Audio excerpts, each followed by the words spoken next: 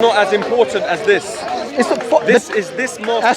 As far as the Turkish government is concerned, it is their property. It's nothing to do with legal right. It's all about politics and trying to represent yourself as champion of Sunni Islam and leader of the Muslim. It was a mosque before it became a museum. So you would rather So would you rather prefer? Yeah. Would you rather prefer this place to be a museum than a place of worship? Is that what you're saying? Yes. Well, that's your opinion. Yes. But as far because it symbolizes our Byzantine Christian heritage. Exactly, Christian heritage, not a museum. So why would you want it to be a museum if it's a Christian heritage? Hold on. Christian heritage. Yeah. But preserving it as a museum, you still preserve those elements of it which were added. They are preserved. Turn it into a they are mosque. preserved. So we are. So if you look at what the Turks did today, they converted this museum into a mosque again, but they have preserved those symbols of Christianity still. So outside the prayer times, they are still using that as it was, which was a museum. So they've come to a compromise that yes, the Muslims will not have their rights of a mosque taken away from them. Plus, those people who want to view it as a museum, they also will be able to do so. Can the Christian Greeks of Istanbul, can they still pray in the Hagia Sophia? Were they praying when it was a museum? Maybe privately. No, you don't know that. I've been there. I've seen images. I've been there, and I've never seen any Christian praying. I've been there as well several times. And you have actually seen Christians pray? I haven't seen them. I've seen footage of them holding private services. That's different. A museum That's different. is neutral. Having it as a museum in which you preserve both the original Greek Orthodox and earlier Christian Byzantine mosaics, as well as the additional the Ottoman Muslim add-ons. Look, whether you want to keep it as a museum or not, that's already the case now. It's still a museum. However, outside the prayer times, it is a museum. So those people who are saying that they have changed completely. In fact, before used to have entrance free. Now it's free. They used to pay like 100 Turkish liras or something. I know, it's quite expensive. Exactly. To get into. But now everyone benefits. The Muslims can pray there during the prayer times.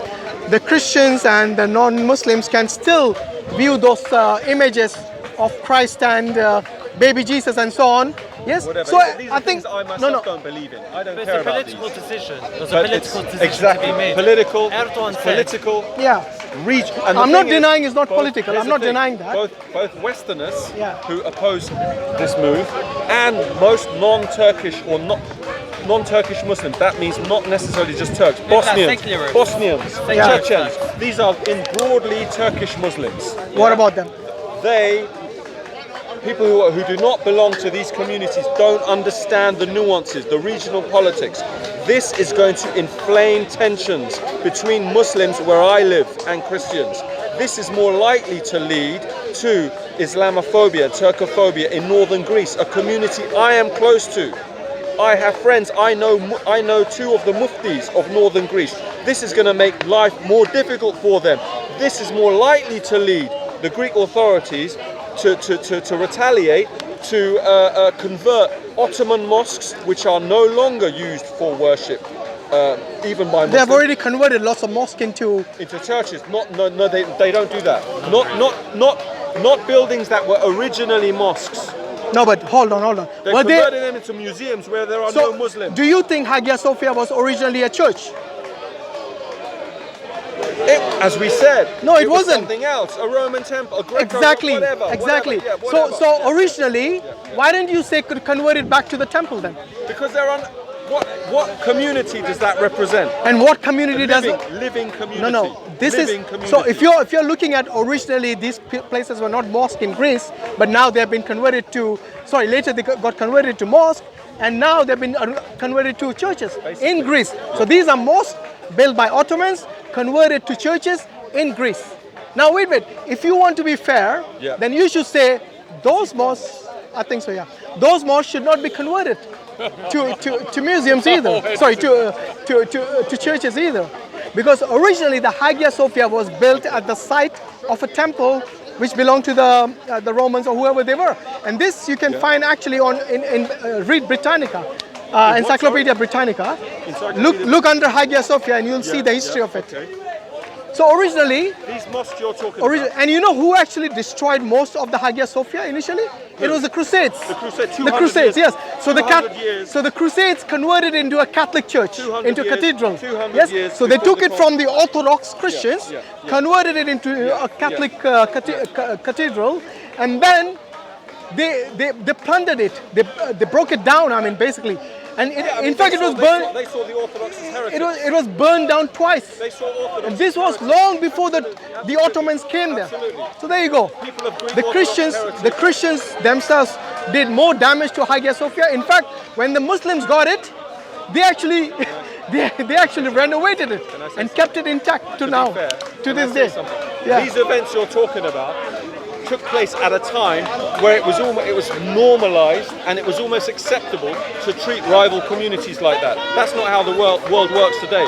It's not acceptable to massacre an entire community because of their religious or ethnic affiliation, or to destroy monuments of both cultural and universal historical value. It's not acceptable to do that today. It's not acceptable, but not acceptable but anymore. the world still turns a blind eye. For example, what happened to Babri Masjid in India? Yes, do you think there was a big outrage? It wasn't. People still accept it, depending on where it happens. I know many of these things are political, reasons behind it. Not only just religious reasons. There are mixed. There are so many different factors, and you're right, it does impact many communities outside Turkey, within Turkey. But I'm telling you, there are oppose moves like that. Well, what happened to the Babri Masjid, or what's happening probably to certain mosques in Burma, which may originally have been on land that had where there had or been, in occupied Palestine. You know, many mosques have been destroyed. Many other places as well. This is like the Al-Aqsa Mosque for Muslims. The Hagia Sophia is like that. It's of symbolic importance. When was the last time the Christians prayed there? As I said, In the 1100s. When? Exactly, in the Middle Ages. So, up to I think, if I remember, the Crusader Kingdom of 1204. Constantinople was seized back by the Byzantines of I mean, the real question for me is, why was it never converted as a mosque at the time? It was. Actually, it was. In fact, as soon as the Ottomans took over, the first thing the Sultan did was convert it to a masjid. You're talking about Al-Aqsa. No, Sorry? I'm talking about- Then, after 500 years or so, Ataturk, who is a secularist, he came and he says, "We're going to." I think there was some tensions between him, and the Europeans and so on. So he came to some decision and he converted it into a museum. So for 500 years, it remained a mosque, since it was actually initially with converted. a section reserved for Greek Orthodox worshippers. I don't know about that, mosque so I cannot with- comment on yes, that. There was a curtain. There was a curtain which cut off a section reserved for Greek Orthodox worshippers. But the thing important- is, do you understand the regional significance? I know, 'Cause you're there is not from that significance, region. yeah. The regional significance. This is going to inflame tensions throughout the Balkans and the Caucasus, especially. These are the former Ottoman territories, which are still have communities of mixed Sunni Muslim. Yeah, and but Christian what Orthodox you're trying to say, background. even though this place is of great importance to the Orthodox Christians and so on, it was the Catholic Christians who basically destroyed it so many times. We can't- So but they're not there they now. raped and pillaged that Yes. particular They're not- community, but they're not the there now. Orthodox. Absolutely. So what I'm saying is that the Muslims are the one who actually preserved it. Do you agree with that? The Muslims preserved Hagia Sophia for a long time. But hold on. After the Crusader kingdom of Constantinople, Yeah. the Byzantines retook the city and ruled it for nearly 200 years.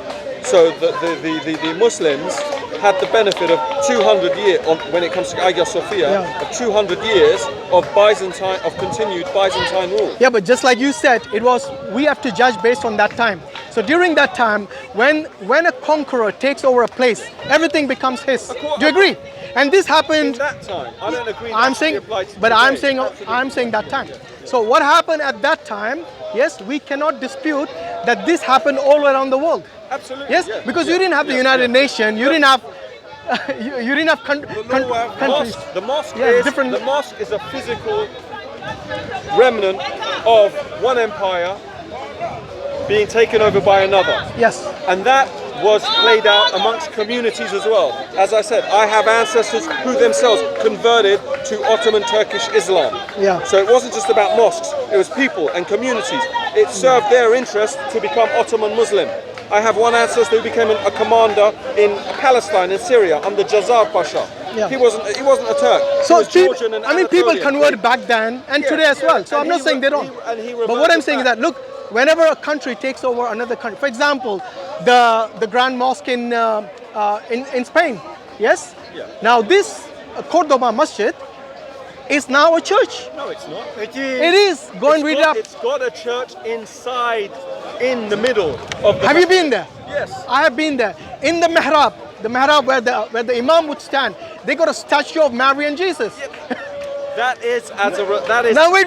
That's not a Now wait. modern The Muslims can also say, Modern why Spain. did they convert it into a masjid? Why do they have statues in the masjid? Why do they not allow the Muslims to pray there? Hold on. You see what I mean? That is not Just modern- like Spain, Modern Spain didn't do that. doesn't matter. What I'm saying. Conquest regime. No. of Spain It was didn't actually do modern that. Spain Modern who allowed. Spain, Wait. yeah. It was modern Spain who allowed the statues in, which was recently actually.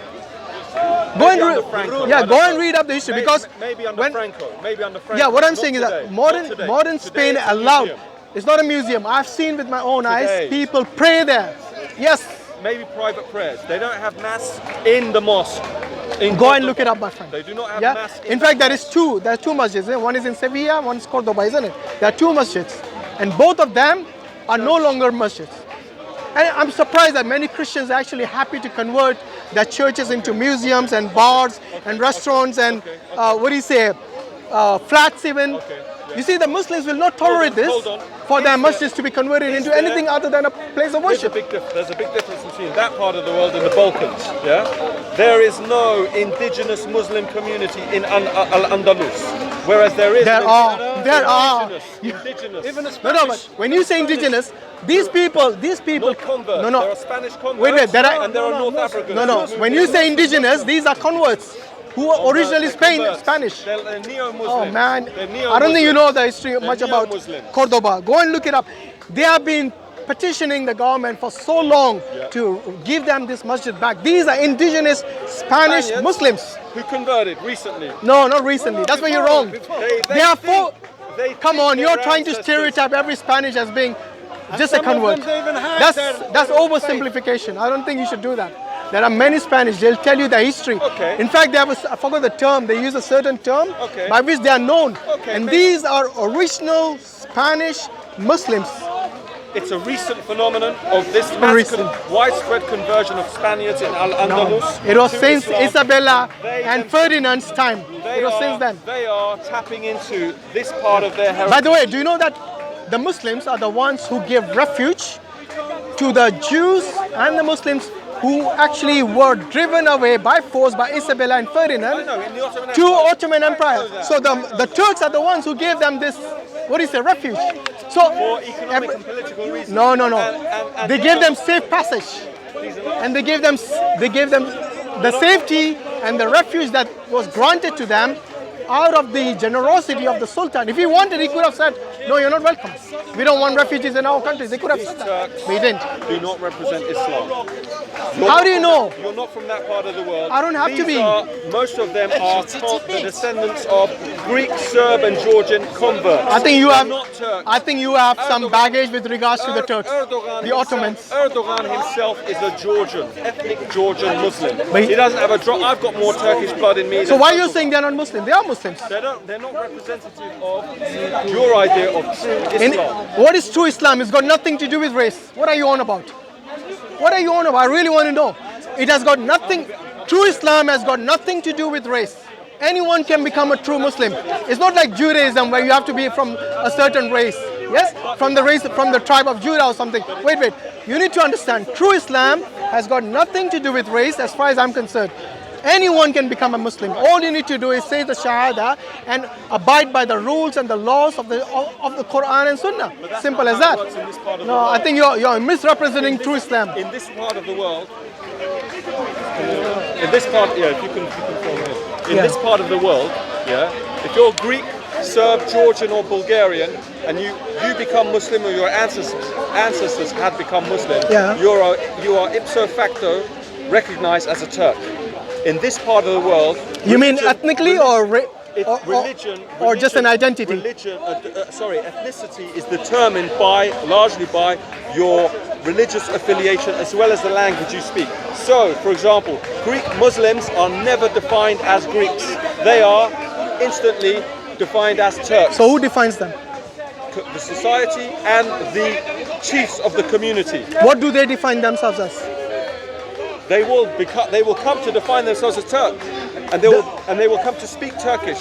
Okay. Whatever their origin. So you're saying you will never find an ethnic Greek Muslim ever? You will, but they won't define themselves as Greek, because to be Greek is to be Greek Orthodox. Who is Hamza Zorsis? Is he He's Greek? a convert. He's not even from my part He's- of Greek. he's- a convert. he's A recent convert. Yeah, but he's a Muslim convert. He's a Muslim convert. In- He is originally. Yes, So if you ask Hamza what is his ethnicity, he said Greek.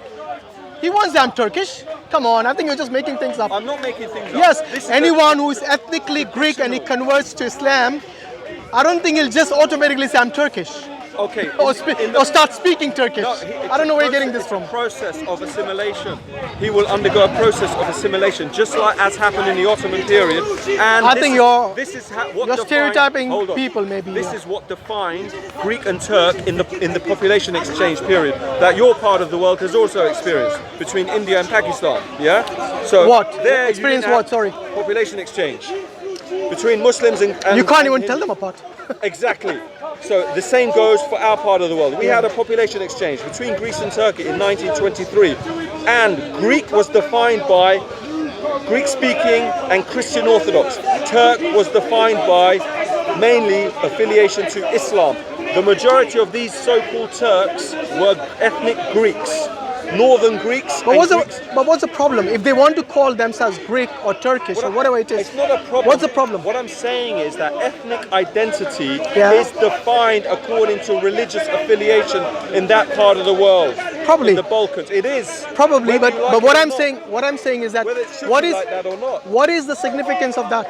The significance of that is that you cannot look at people like Erdogan or modern Turkey as representatives of what you think of as Islam. Why And- not? And you cannot dissociate. Why not? You cannot dissociate If their Islam if from Erdogan, history and listen, identity. if Erdogan says he's a Muslim, yes, why can't I say he's a Muslim as well? He is a Muslim. But he's So a what's the Georgian- problem then? He's a Georgian Muslim. Doesn't matter what kind of Jew. He's not Turkish. Like I said, as far as Muslims are concerned, we don't give any importance to their ethnicity. We welcome the culture in Islam. We do not say you should get rid of the culture or the tradition.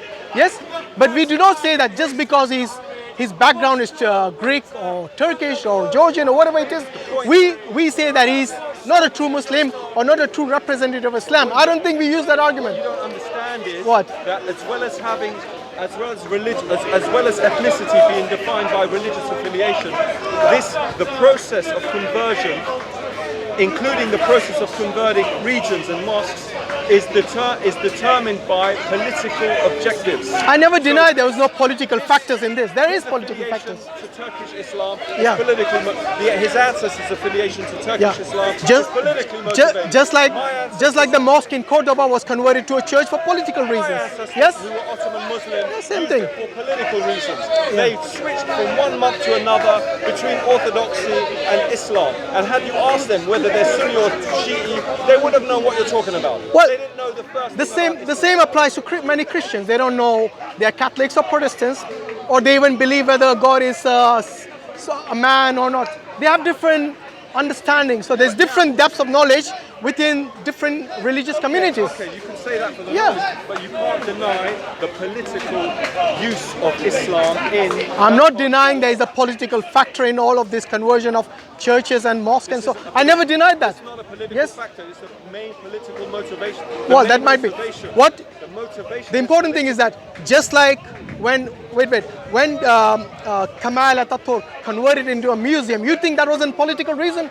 Yeah, Of course it was. Emphasize Yeah. Turkey's secular direction. That's what I'm telling you. There is political reason for that, and I'm surprised that many Christians are willing for a place of worship to be a museum and a place of worship like the church to be a bar, like in here there are many churches which have been empty for many years.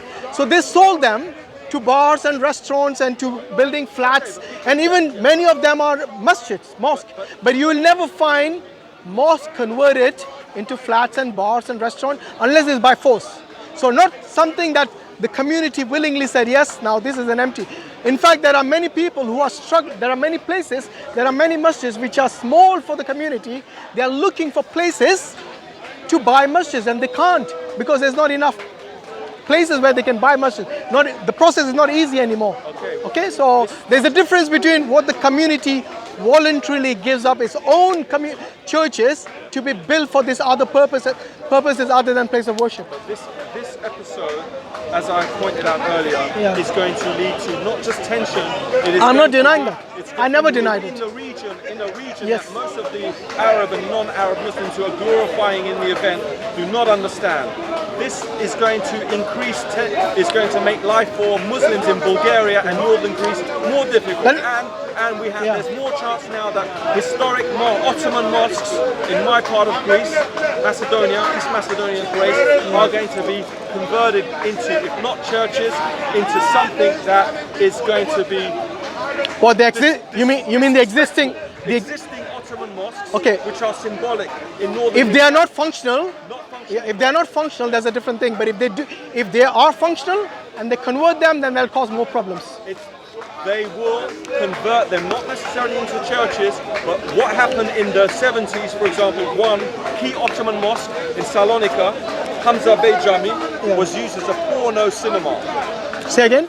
It was used a mosque. as a porno cinema. A mosque. So that's the kind of thing that they're going to do in Greece, to historic, symbolic. Well, they're doing it in... The oldest mosque. They're doing it in occupied Palestine. There is actually a mosque which have been converted to some sort of a bar or a restaurant. So they're doing it already. It's nothing new. In the Balkans is in northern Greece. It's called Ulu Jami, Great Mosque, in Didimotikon. It's older than any mosque in Constantinople. This has symbolic significance for Balkan Islam. Is it active? Is it functional? It was functioning until about the early to mid 90s. It doesn't function because it's dangerous. Where is it again? It's on the border with Turkey. But not in Turkey. No, it's on the Greek side of the border. On the Greek side, yeah. Have you heard of Edirne? Edirne, yeah. It's about half an hour's drive. Oh, is it okay? In the Greek, Edirne is like 5 miles from the Greek border. This mosque is in a town called Didimotikon or Demotika in Turkish, which is about... But you know, we know there's always been friction between Greece and Turkey, and this is something not new. It's been there for centuries. So we know this already. What I'm saying, yes, this actually might cause more problems. I'm not denying that. And in fact, it probably already has. In Bulgaria, forget Greece, Bulgaria is 15% Muslim. And Bulgarian Muslims have experienced peer episodes of severe repression and discrimination by the Bulgarian authority. It's more likely to happen again now. And these Muslims, unlike the Muslims in northern Greece, Bulgaria's Muslims are, to some extent, more secular. In northern Greece, because in northern Greece they're defined as a religious minority, that for some reason makes them more religious. Bulgarian Muslims are identified as an ethnic minority, not a religious minority, and many of them are kind of more secularizing. Okay. They're not that religious. So look, the important thing is that because Turkey is a secular country, Greece is a secular country. Not a secular. Sorry, I meant to say it's an independent country. Yes. What was the term I was looking for? It's sovereign country. That's right.